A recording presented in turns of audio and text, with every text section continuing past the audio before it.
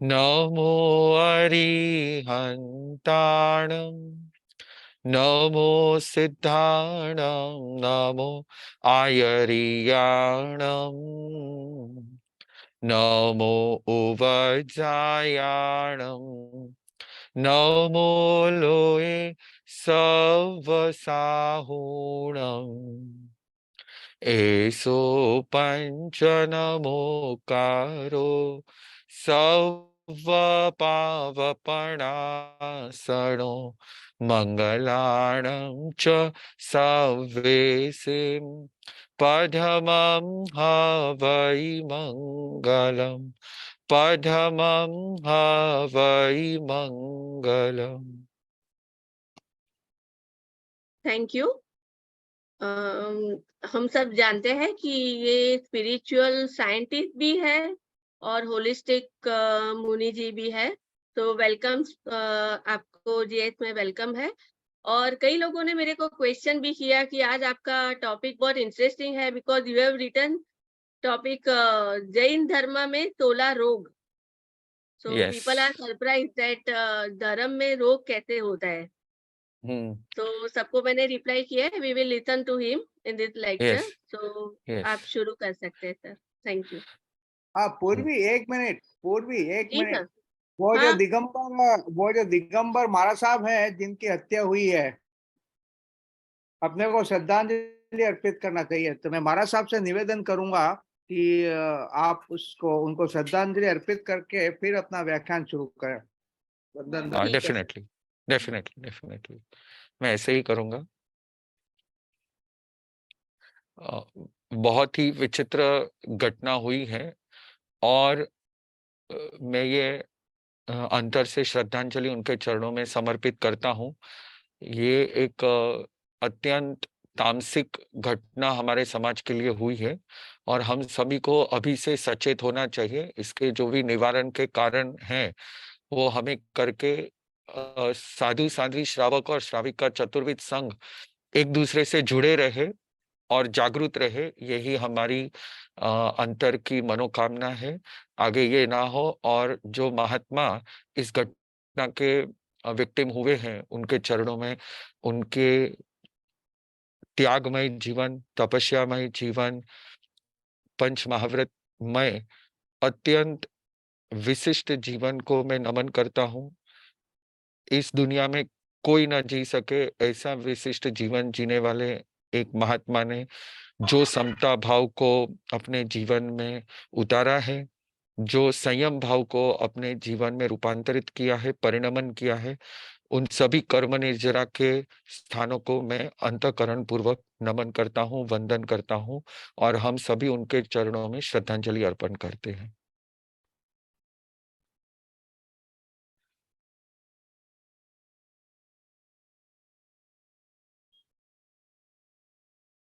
तो जैसे प्रश्न था जैन धर्म में 16 रोग, तो जैन धर्म में बार बार ये कहा गया है जन्म दुखम चरा दुखम रोगाय मरणाय अहो दुखो सु संसारो जस जथ किसंति जंतवो। यानी कि हमारा जो जीवन है वो तीन चीजों से लिपटा हुआ है, जन्म, जरा और मृत्यु। और ये तीनों के तीनों रोग है। हमारी आत्मा के लिए जन्म एक रोग है, शरीर एक रोग है, ये एक विकृति है। आत्मा के स्वभाव के लिए शरीर एक विधर्म है, विभाव है। और उस शरीर में होने वाले इस 16 रोगों की बात बार बार शास्त्रों में आचारांग, स्थानांग, समवायांग, भगवती वगैरह अंग शास्त्रों में, उपांग शास्त्रों में बार बार 16 रोगों का वर्णन आता है। इसीलिए मेरा कहने का तात्पर्य ये नहीं था जैन धर्म में 16 रोग, लेकिन जैन धर्म में वर्णित 16 रोग, ये जो बेसिक टॉपिक का मीनिंग है। जैन धर्म में वर्णित 16 रोग।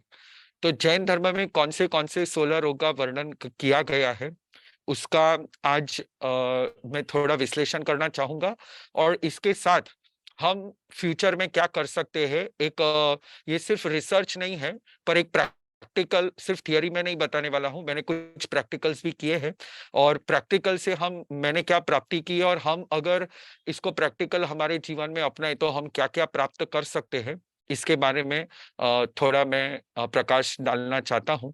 तो जैन धर्म में नॉर्मली तन के रोग को आदि कहते हैं, मन के रोग को व्याधि कहते हैं और धन, सामग्री, परिवार वगैरह को उपाधि नाम दिया गया है। इसी को अगर हम विस्तार से पढ़े तो आचरण सूत्र है, प्रथम श्रुत स्कंद है और वहां पे 16 रोगों का वर्णन इस प्रकार दिया गया है। ये गाथाएं हैं: गंडी, अधुआ, कोढ़ी, रायमसी, अवमोरियम, कर्णीय, झिमीय, चेव, कुणियम, खुज्जियम, तहा, उदरम च पासमुयम, सुणियम, गिलासिणीम, वेवई, पीढ़ सप्तिम, सीलिवयम, मेहु मेहणिम, महु मेहणिम, 16 एते रोगा अखाया अणुपुवसो अहणम, फुसंती आयंका फासाय, अस्मंजसा, मरणम तेसिम संपेहाय, उववायम चयनम च नच्चा, परिपाकम च संपेहाय, तम सुनेह जहातः। तो इन 16 रोगों के बारे में आचरण सूत्र में बात की गई है। जो कोई भी शरीर में रक्त रहता है, शरीर में अनुरक्त रहता है, उसके पालन पोषण में सदा उसी में अनुरक्त रहता है। चाहे शरीर को आप कितना ही ठठार लो, मठार लो, कुछ भी कर लो, शरीर दुख का ही भागी है। दो ही चीज है, we have two kinds of existence, one is soul and one is body. Soul is equal to pleasure and body is equal to pain. Body में कभी प्लेजर हो ही नहीं सकता है, body is only equal to pain. Body में pain pain, दर्द दर्द दर्द, कण कण में बॉडी में दर्द है। जो हमें खुशी का एहसास होता है वो एक्चुअल में खुशी नहीं है, वो मात्र शरीर की उत्तेजना है या शरीर में होने वाले पुद्गलों के ट्रांसफॉर्मेशन, पुद्गलों के परिणमन है, वो सुख नहीं है। सुख सिर्फ आध्यात्मिक हो सकता है, सुख सिर्फ आत्मिक ही हो सकता है।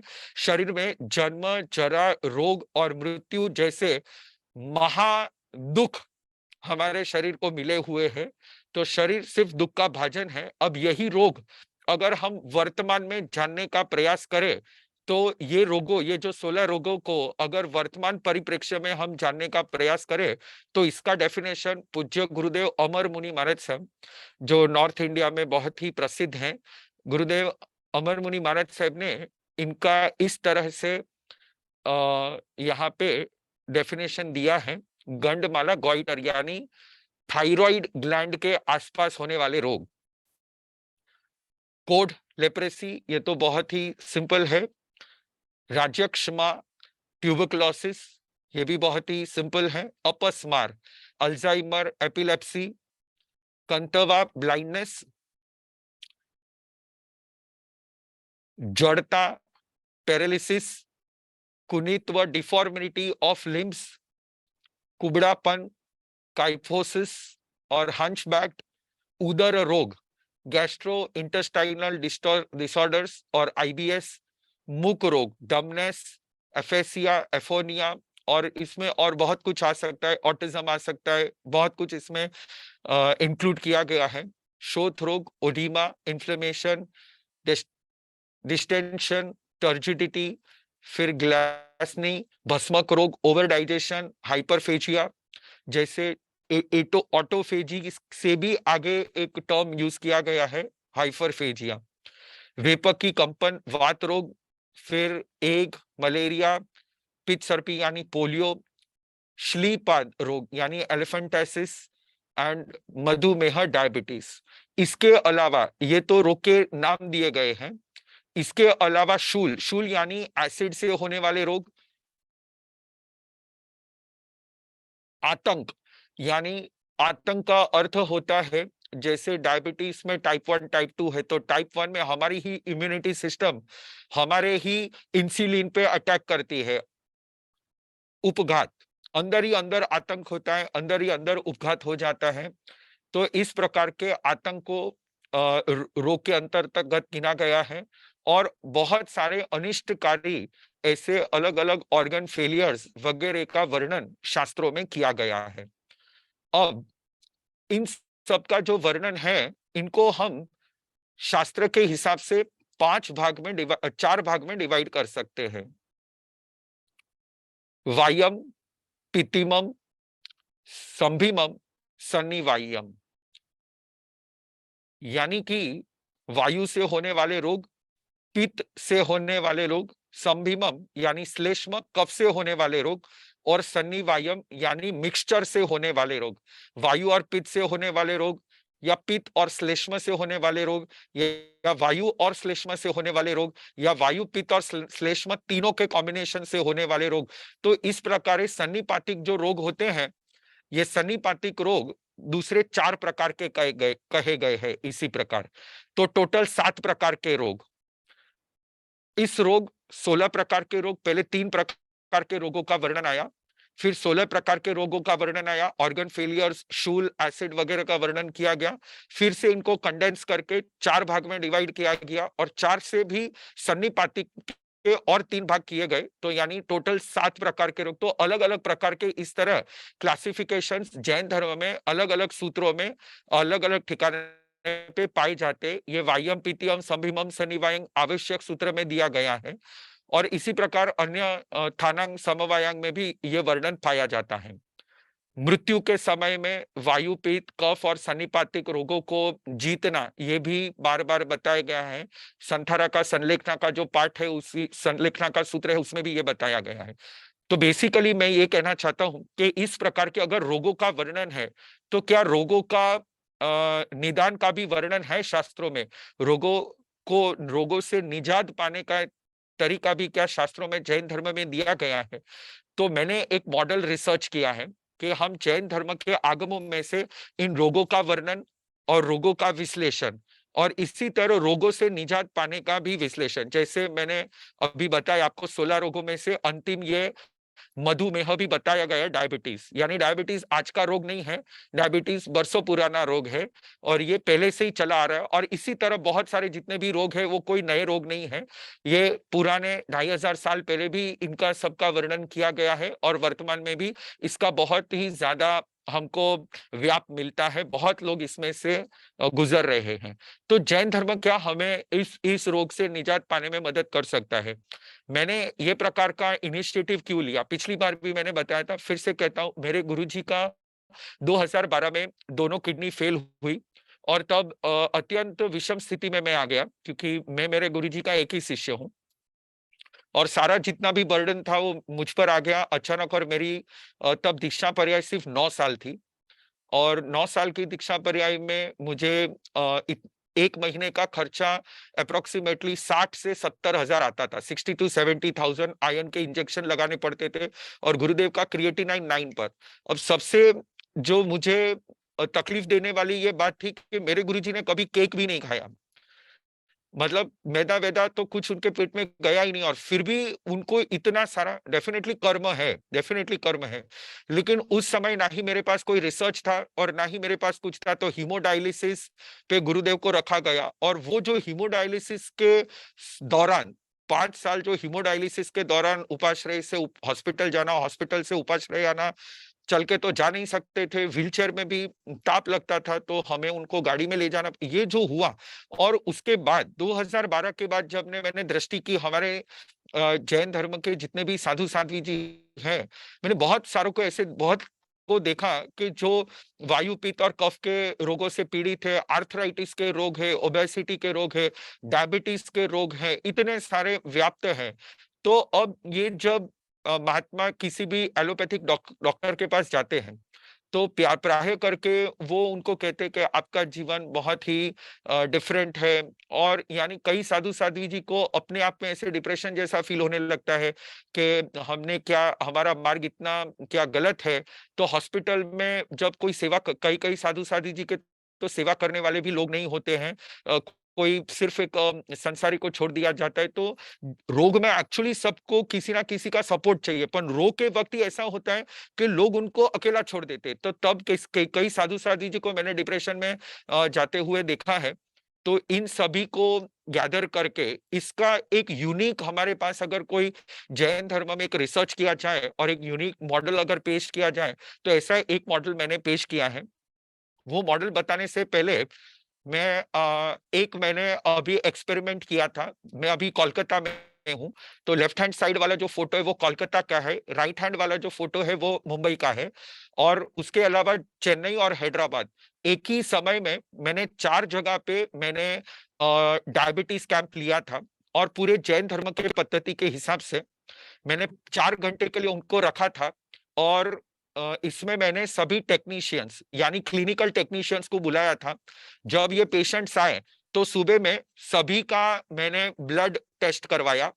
ब्लड टेस्ट में शुगर टेस्ट किया, बीपी टेस्ट किया, सभी टेस्ट किए सुबह में। टेक्नीशियंस नहीं किए और उन्होंने एक रिपोर्ट बनाया। 4 घंटे का मैंने जो भी वहां पे एक मॉडल और प्रोसीजर फॉलो किया, उसके बाद में 4 घंटे के बाद फिर से मैंने सभी के ब्लड टेस्ट करवाए और शुगर टेस्ट करवाए। सिर्फ 4 घंटे में 120 patient, 120 patients from Kolkata, 40 patients from Mumbai, 36 patients from Hyderabad and Chennai, इतने पेशेंट्स को एक साथ में 4 घंटे में 100% सभी का शुगर लेवल डाउन आया। सिर्फ मेटाबॉलिक एक्टिविटीज करने से, सिर्फ कुछ एक्सरसाइज, सिर्फ काय श्रम, काय क्लेश, आसन और कायोत्सर्ग करने से, और एक ही समय में 4 ठिकाने पे इस तरह से कैंप लेने के लिए, और पूरा का पूरा जैन प्रिंसिपल के बेस पे जो मैंने ये कैंप करवाया, इसी के लिए मुझे इंडियाज वर्ल्ड रिकॉर्ड भी मुझे मिला 21 जून को। और ये जो मॉडल मैंने वहां पे प्रैक्टिकल करके दिखाया, सभी के सभी यानी 360 जिसका रीडिंग आया था सुबह में ग्लूकोज का, उसका 300, 320, 260, 120 सबके मेरे पास टेस्टिमोनियल्स और रिपोर्ट्स भी है। और वो मेरे रिपोर्ट्स नहीं है, जो क्लिनिक टेक्नीशियंस आए थे वो टेक्नीशियंस ने वो रिपोर्ट दिए हैं। तो इस तरह से मुझे ये एक मॉडल मैंने पेश किया जिसको मैंने समाज के सामने रखा। तो ये पहला मेरा सक्सेस था डायबिटीज के लिए, मधुमेह के लिए। तो अब जो जैन धर्म में 16 रोग बताए गए हैं, उसी को हम जैन धर्म के प्रिंसिपल से कैसे हम रिवर्स कर सकते हैं, रिवर्सल कैसे कर सकते हैं। तो थानांग सूत्र में मैंने सबसे पहले तो इसके लिए भाव धर्म का आलंबन लिया। जैसे सभी को जो मेडिटेशन कायोत्सर्ग करवाया, उसमें सभी जीवों को सुखशाता मिले, करुणा मिले, सभी प्रति जीवों के प्रति क्षमा हो। पूर्व जन्म में, गत जन्म में मैंने जितने भी कर्म किए हैं उसकी मैं क्षमा चाहता हूं। जिस वजह से मुझे रोग हुआ है, मैंने सभी को अशांति पहुंचाई हुई हो तो उसके लिए क्षमा चाहता हूं। और जो भी मुझे दर्द हुआ है वो मैं समता भाव से सहन करूंगा। और मैं सभी उपकारी जनों का उपकार मानता हूं। इस प्रकार से पहले मैंने स्पिरिचुअल हीलिंग का मैंने प्रयास किया। उसके बाद में ठानंग सूत्र में एक डिटॉक्स का एक सूत्र दिया गया है, how you can detox your body, जिसको शास्त्र में कहा जाता है शुचि। हमारा तीसरा आगम है स्थानांग। सूची 5 प्रकार की बताई गई है। शुचि यानी पवित्रता, पवित्रता प्योरिटी, जिसको हम डिटॉक्सिफिकेशन कह सकते हैं। तो ये डिटॉक्स 5 प्रकार का बताया गया है। वायु, वायु से हम बॉडी को डिटॉक्स कर सकते हैं। अग्नि से हम बॉडी को डिटॉक्स कर सकते हैं। जल से हम बॉडी को डिटॉक्स कर सकते हैं। मंत्र से बॉडी को हम डिटॉक्स कर सकते हैं। और ब्रह्मचर्य के 10 स्थानों के पालन से हम बॉडी को डिटॉक्स कर सकते हैं। तो सबसे पहला वायु है श्वसन। ये वायु हम बॉडी को डिटॉक्स करने में यूज कर सकते हैं। ये वायु कैसा होना चाहिए, तो एब्डोमिनल ब्रीदिंग के बारे में पिछली बार मैंने कायोत्सर्ग और एक मिनट में 5 सांसें, 12 सेकंड्स की एक सांस होनी चाहिए, ऐसा मैंने एस्टैब्लिश किया था पिछली बार। तो सेम थियरी इस बार भी मैंने यूज की। मैंने 12 सेकंड्स का एक सांस, सभी के यहाँ जितने भी पेशेंट्स हैं सभी के पेट पे एक बालू की बैग, रेती की बैग, सैंड बैग, सभी के पेट पे मैंने सैंड बैग रखी। सैंड बैग से हुआ ये कि डायफ्राम को प्रेशर आया।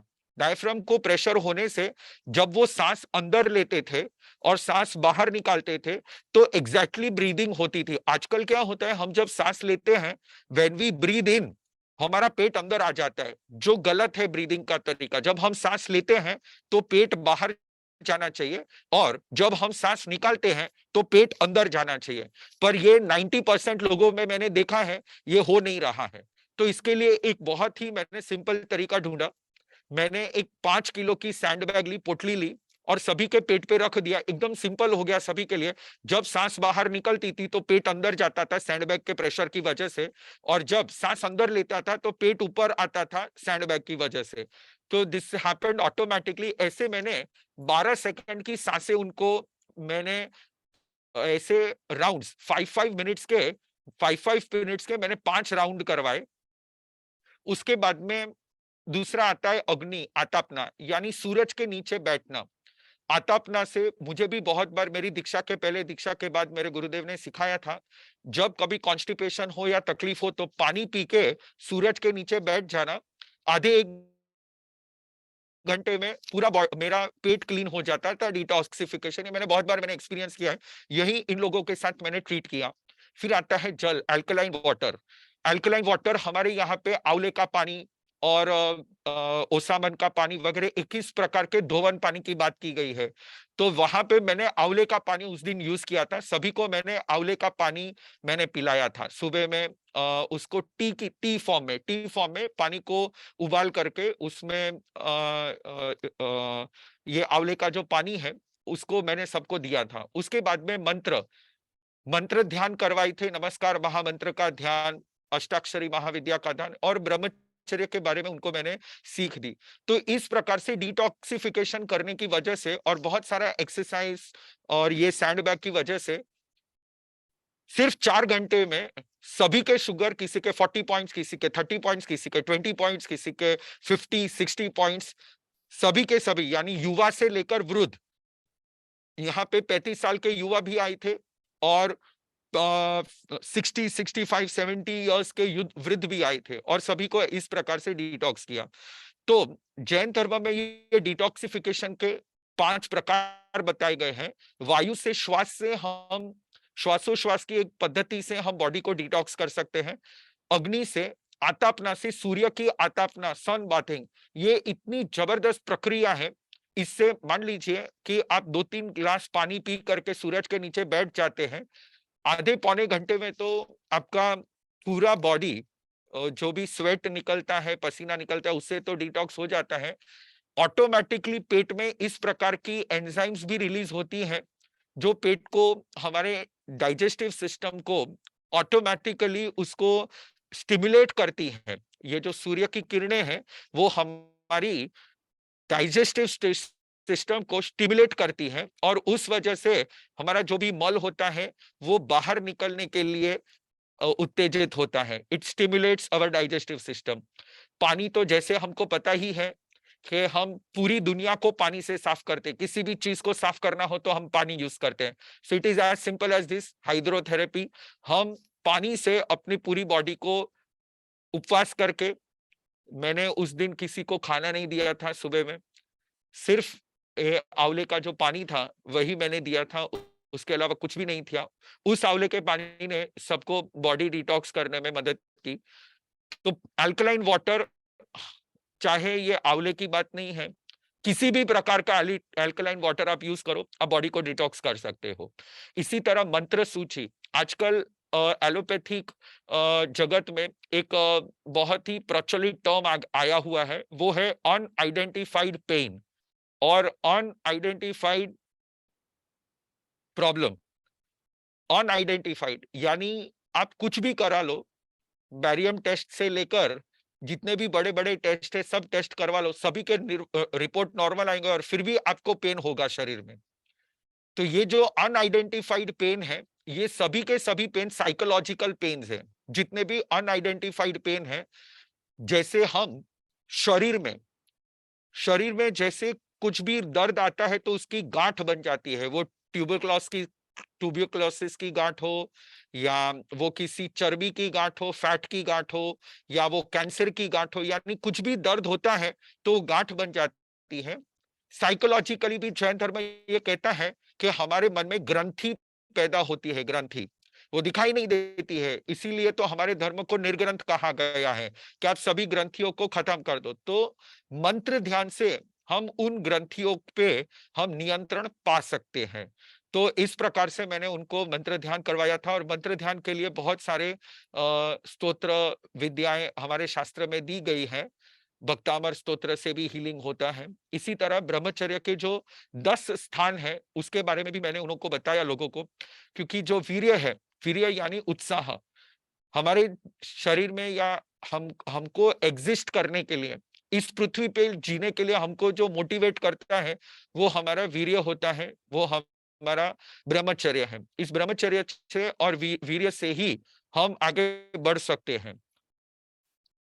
तो अब इस बॉडी को डिटॉक्स करने के लिए हम फिर से, मैंने पिछली बार जो सिखाया था उसी टॉपिक को आगे बढ़ाते हुए, आहार, शरीर, इंद्रिय, श्वास, भाषा और मन।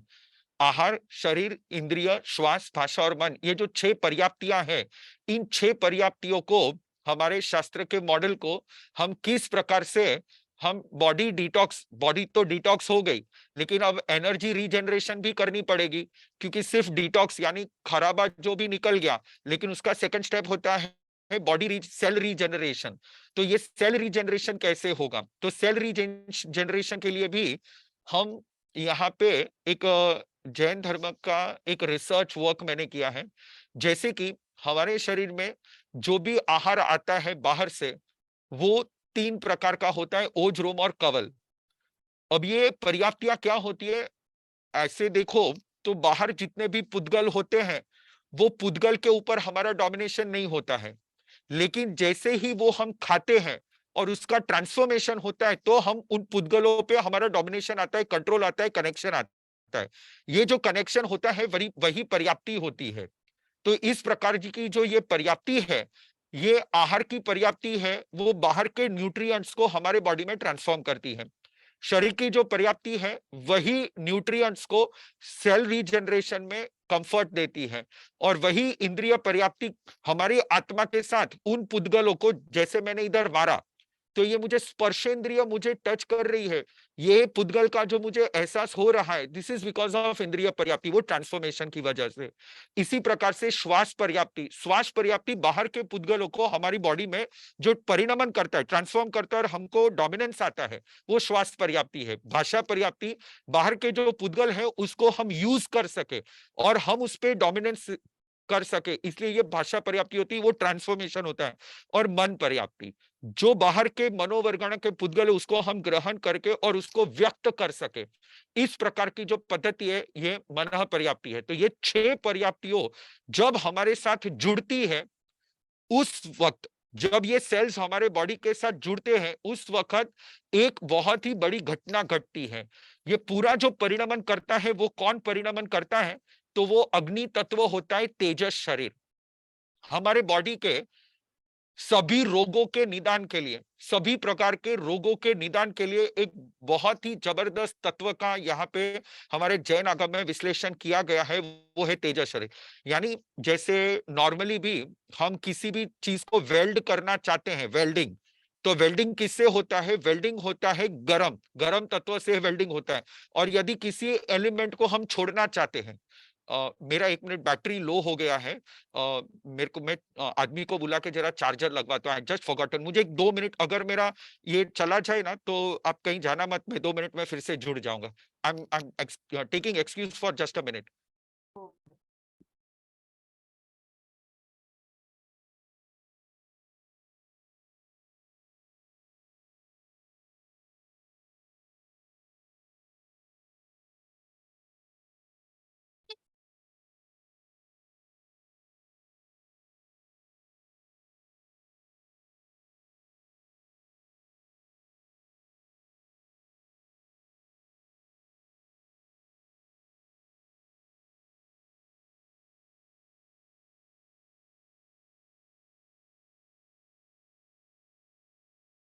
क्या करें?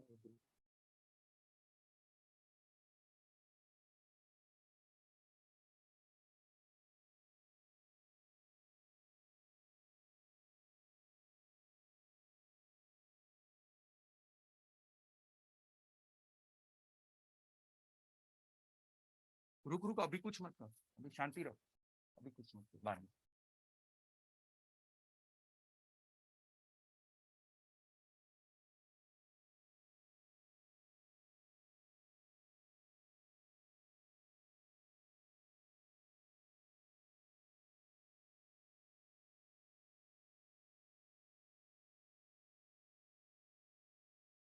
I hope I'm audible to everybody.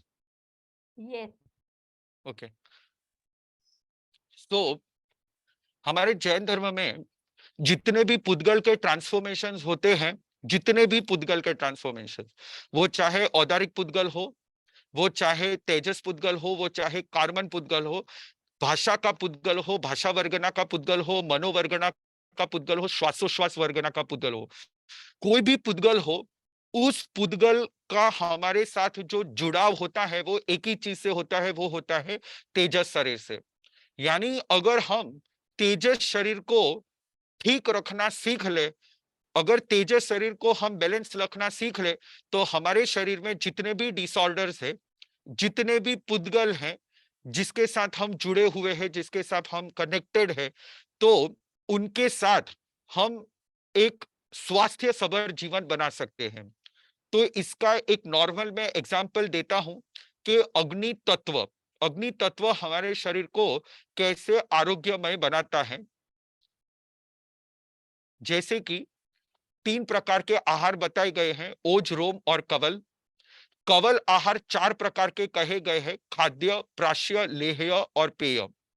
खाद्य यानी जो अनाज है, जो सॉलिड पदार्थ है। प्राश्य है, वो है जो सॉलिड से थोड़ा कम है, यानी जैसे शीरा, हलवा होता है, हलवा को प्राश्य कहते हैं, या जैसे हम च्यवनप्राश बोलते हैं। प्राश्य यानी जो सॉलिड से थोड़ा कम सॉलिड होता है, लिक्विड से थोड़ा ज्यादा सॉलिड होता है।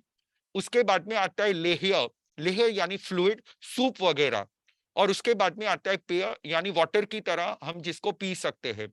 तो खाद्य, प्राश्य, लेह्य और पेय में एक्चुअल डिफरेंस क्या है? तो आयुर्वेद की भाषा में अगर हम कहें तो खाद्य से प्राश्य में जो एटम मॉलिक्यूल्स हैं वो थोड़े अलग है। और वो अलग क्यों है? मतलब वो स्कैटर्ड है, इसीलिए तो वो नरम है और उसमें लिक्विडिटी है। तो वो लिक्विडिटी क्यों है? सॉलिड में क्या होता है, सब जुड़े हुए होते हैं। लेकिन खाद्य के बाद प्राश्य, प्राश्य से लेह्य और लेह्य से पेय। खाद्य में सबसे कम अग्नि तत्व होता है। जहां पे अग्नि तत्व होता है वहां पे पुद्गल एक्सपांड होते हैं, अलग अलग होते हैं। और जहां पे अग्नि तत्व कम होता है वहां पे पुद्गल कॉन्ट्रैक्ट होते हैं, नजदीक में आ जाते हैं।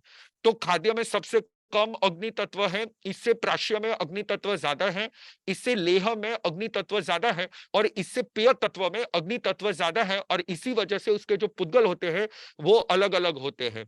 तो ये जो पेय है, पानी है, पानी is the most essential. Number 1 तेजस शरीर, अग्नि इज वेरी एसेंशियल। नंबर 2 पानी, along with agni, this peya is also a most essential thing from which we can reverse and we can recover all our ailments. इसके बाद हमारे शास्त्र में 4 प्रकार की शुद्धि दी गई है। सबसे पहले है द्रव्य शुद्धि, क्षेत्र शुद्धि, काल शुद्धि और भाव शुद्धि। तो द्रव्य शुद्धि में 4 प्रकार से मैं उसको डिफाइन करता हूं। अन्न शुद्धि, जल शुद्धि, अग्नि शुद्धि और कर्ता शुद्धि, ऐसे हमारे शास्त्र में दिया गया है। अन्न शुद्धि मतलब असणम फाणम खाइमम साइमम जो प्रासुक है वो। जल शुद्धि यानी पानी अल्कलाइन होना चाहिए, जो ये कहा गया है बार बार, मामे अचम बिलम फुअम नालम तीनहम विनित है। एसिडिक पानी नहीं होना चाहिए, खट्टा नहीं होना चाहिए, आम्ल नहीं होना चाहिए, पित्त वाला नहीं होना चाहिए, तो वो जल शुद्धि है। अग्नि शुद्धि यानी जो अन्न हम खा रहे हैं वो पूर्ण पक्व होना चाहिए।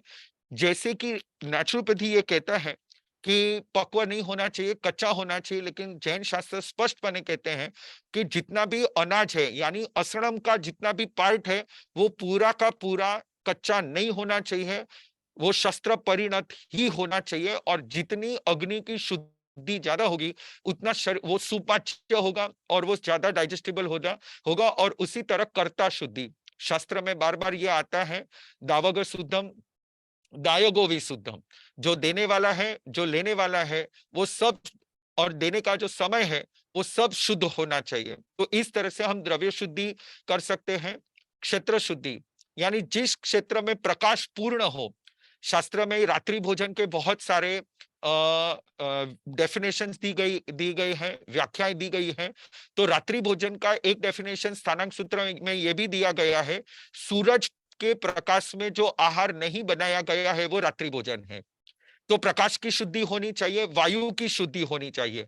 जहां पे वायु एकदम शुद्ध हो वहीं पे भोजन बनना चाहिए। अगर वायु की शुद्धि नहीं होती है, यानी ऑक्सीजन अगर उसमें बराबर से नहीं होता है, तो हमारी बॉडी डिटॉक्स नहीं हो पाती है। इसी तरह स्थान की शुद्धि और दुर्गंध से रहित, पॉल्यूशन से, दुर्गंध का मतलब यहाँ पे पॉल्यूशन दिया गया है, पॉल्यूशन से रहित क्षेत्र होना चाहिए। इसी तरह काल की शुद्धि, ग्रहण काल की शुद्धि, शोक काल की शुद्धि, रात्रि काल की शुद्धि और प्रभावना काल की शुद्धि। तो फिलहाल तो मतलब 8-10 यानी मेरी 40 मिनट्स खत्म हो गई है। तो मैं थोड़ा उसका एक सिनॉप्सिस थोड़ा सा दे देता हूँ। यानी जो आहार बनाने का समय है, आहार लेने का नहीं, समय है, अभी वो समय है, आप और 10-15 मिनट ले सकते हैं। हाँ ले सकते हैं, ठीक है। जी। तो ग्रहण काल की शुद्धि हम इस तरह से डिफाइन करेंगे, जैसे कि हमने जो भी आहार ग्रहण किया वो आहार दिन का ही होना चाहिए। रात में कटाई की गई या रात में लिया हुआ आहार हमको नहीं लेना है, दिन के समय में ही लेना है। इसी तरह शोक काल शुद्धि, अब ये थोड़ा एक डिफरेंट है। शोक काल शुद्धि का मतलब ग्रंथों में, ये किसी शास्त्र में आगम में नहीं बताया गया है, परंतु ये दिगंबर ग्रंथ में ये शोक काल की शुद्धि बताई गई। शोक काल की शुद्धि का मतलब है जो हम आहार पकाते हैं, पकाने के बाद जो हम उसका कचरा वगैरह जो होता है उसको जो हम डंप करते हैं, वो डंप करने से पहले जो भी हम कुत्तों को खिलाते हैं या किसी प्राणी को खिलाते हैं, तो वो शोक काल की शुद्धि, यानी उनको भी दिन में ही खिलाना चाहिए, उनको भी रात में नहीं खिलाना चाहिए।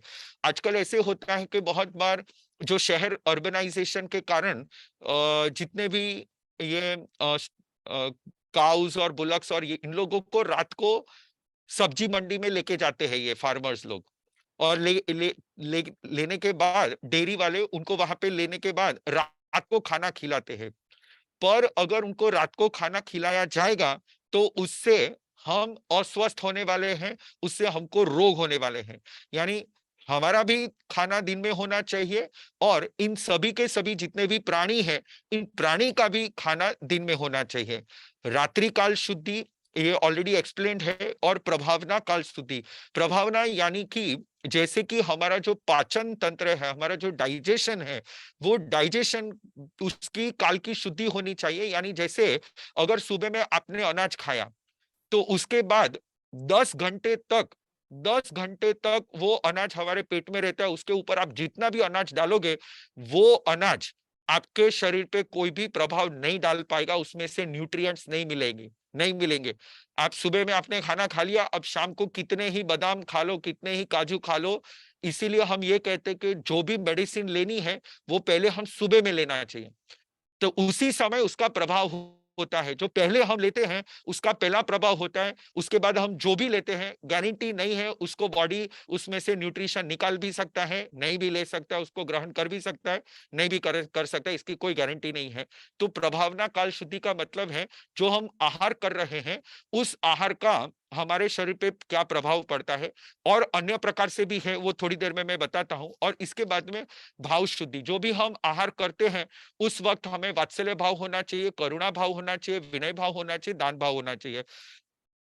तो स्पेस में आजकल एस्ट्रोनॉट्स को स्पेस में जब भेजा जाता है, उनको ये सिखाया जाता है कि जब कभी आप स्पेस में खाना खाओ तो you should get connected with your emotions, emotions as medicine. उनको 5 चीज सिखाई जाती है, टाइम एज मेडिसिन, जैसे सर्काडियन रिदम वगैरह, ऐसे 5 प्रकार की मेडिसिन उनको बताई जाती है। उसमें से एक मेडिसिन होता है एस्ट्रोनॉट्स के लिए स्पेस में, वो है इमोशंस एज मेडिसिन। जब कभी भी आप खाना खाने बैठो तो उनको यह बताया जाता है कि जितने भी क्रू मेंबर्स है वो सभी साथ में खाना खाएं और खाना खाते वक्त अपना इमोशंस उस खाने से जोड़ के रखें। तो इसी तरह शास्त्र में भी ये बताया गया है, दिगंबर ग्रंथ है ये, इसमें बताया गया है भाव शुद्धि आहार करते वक्त वात्सल्य भाव, करुणा भाव, विनय भाव और दान का भाव ये साधु साध्वी श्रावक और श्राविका अपने जीवन में करते हैं। इसी प्रकार अब 4 प्रकार की अन्य शुद्धियां बताई गई है। द्रव्य शुद्धि, ये द्रव्य शुद्धि फिर से वायु, पित्त और कफ और सन्निपातिक, जो भी आप आहार करते हो उस आहार को आप कैलकुलेट करो वो वायु है, पित्त है या कफ है। इसी तरह क्षेत्र शुद्धि, आप कौन से क्षेत्र में हो, जैसे मैं अभी कोलकाता में हूँ, यहाँ मॉइस्चर वाला ह्यूमिड क्षेत्र है, तो ये होगा वायु का क्षेत्र। बैंगलोर क्षेत्र ये वायु का क्षेत्र है, सॉरी कफ का क्षेत्र है, हिल स्टेशन पे है, ये कफ का क्षेत्र है। और इसी तरह राजस्थान है, आंध्र प्रदेश है, ये पित्त के क्षेत्र है। तो क्षेत्र शुद्धि, जब कभी भी आप आहार करते हो, स्थान शुद्धि, आपको आहार करने से पहले ये देखना है कि आप कौन से स्थान पे हो। जैसे आपने बहुत सारा सूप और कफ वाले पदार्थ अगर आप हिल स्टेशन पे जाके खाते हो, तो आपको पूर्णतया कफ अस्थमा की बीमारियां होने की संभावना है।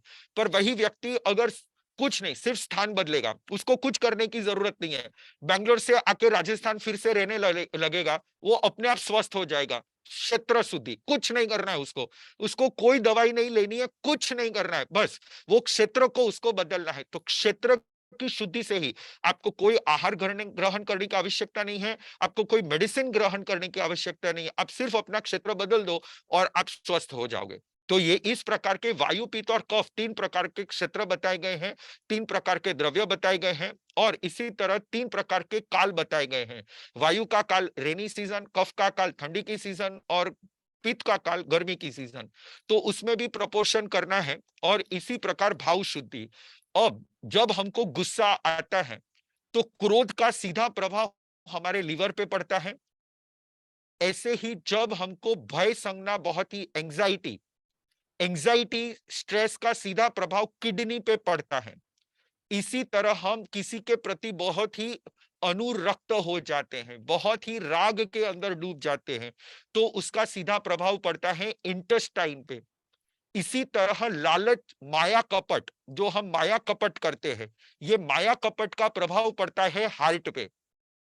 आप देखना, अगर आपकी चोरी पकड़ी जाती है, आप चोरी करते हो, आपका सबसे ज्यादा पूरे बॉडी में सबसे ज्यादा एक्टिवेटेड अगर कोई ऑर्गन होगा तो वो हार्ट होगा। Heart gets activated when you are doing माया कपट। Your lungs get activated when you are doing all kinds of bad activities. जब कभी भी आप गलत काम कर रहे हो, जबरदस्ती का काम कर रहे हो, तब लंग्स एक्टिवेट होते हैं। एंजाइटी, फियर किडनी पे असर होती है, अनुरक्तता इंटेस्टाइन पे असर होती है, और इस तरह हमारे बॉडी के अलग अलग ऑर्गन्स पे इसका अलग अलग प्रभाव होता है। तो भाव की शुद्धि, आहार करते वक्त और अन्य कार्य करते वक्त हमको ये शुद्धियां रखनी चाहिए। तो इस तरह का मॉडल है। मैंने सबसे पहले ये डायबिटीज को रिवर्स करने के लिए मैंने यूज किया है। अब मैं सेकंड, जो मेरे गुरुदेव को बहुत बड़ा प्रॉब्लम था किडनी फेलियर का, बिना डायलिसिस के अपने इन्हीं सभी प्रयोगों को करके, सेकंड मेरा प्रयोग है कि मैं किडनी को रिवर्स, क्रिएटिनाइन को रिवर्स करने का मैंने अभी रिसर्च शुरू किया है। इसी प्रकार आर्थराइटिस का रिवर्सल का रिसर्च मेरा पूर्ण होने को आया है। और जो 16 है रोग है, उन एक एक को हम कैसे जैन धर्म के हिसाब से डिटॉक्स करके हम कैसे रिवर्स करेंगे। और जब कभी भी मेरा ये रिवर्सल का प्रोग्राम पूर्ण होगा, तब मैं आपको मैसेज भेजूंगा, और एक एक को मैंने कैसे कैसे किया है उसका पूरा रिसर्च पेपर आपके सामने प्रस्तुत करूंगा। तो यहाँ तक मैं रखता हूँ। आपको अगर कोई क्वेश्चन है तो हम क्वेश्चन आंसर का अभी रख सकते हैं। आशा है कि आपको ये मेरा लेक्चर में थोड़ा बहुत बहुत बहुत कुछ आपको। बहुत बहुत बहुत बहुत बहुत धन्यवाद सर। मैं डॉक्टर जीसी जैन बोल रहा हूँ जयपुर से। हाँ हाँ और हाँ हाँ मैं तो अभिभूत हो गया, आपने इतना सुंदर व्याख्यान की। इसके बारे में मैं और कुछ बताना चाहता हूँ, अगर जी जी आप जी, इजाजत दें। प्लीज देखिए, प्लीज। आपने आपने जो है एक एल्कलाइन वाटर के बारे में बात बताई। मैं हम्म कहता हूँ अगर एल्कलाइन वाटर जो है वंडरफुल वाटर है हमारे शरीर, इसके बारे में मैं ये बताना चाहता हूँ कि हम्म शरीर की जो एक्टिविटीज हैं, हम्म, यानी उसका अगर हम एल्कलाइन वाटर लें और हाँ उसकी पीएच क्या होनी चाहिए। हाँ, शरीर की जितनी भी मेटाबॉलिक एक्टिविटीज हैं वो स्लाइटली एल्कलाइन एटमॉस्फेयर में होती हैं। डेफिनेटली। यानी 7 न्यूट्रल है, तो 1 से 7 तक एसिडिक है और 7 से 14 तक एल्कलाइन है।